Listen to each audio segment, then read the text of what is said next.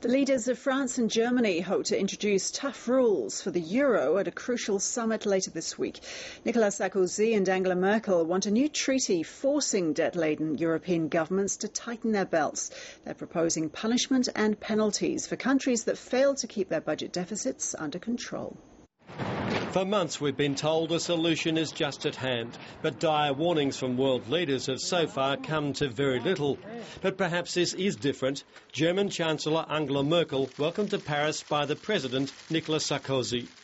They agreed a new European Union treaty was needed, enforcing strict financial discipline on all nations, limits on debt, penalties for those who strayed. Structural changes mean that we need reforms of the treaty so that we have a binding mechanism regarding debt control with its content defined in Europe. Our preference would be to have a treaty signed by 27 countries so that no one would feel left out of the Franco-German undertaking.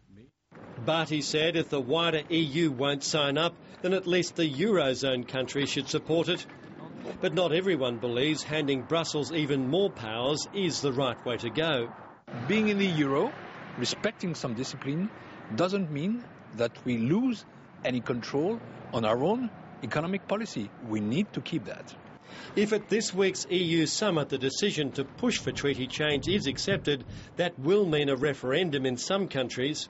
On the referendum, our approach is very simple. We've legislated now, so it is impossible for a British government to pass power from Britain to Brussels without asking the British people in a referendum first.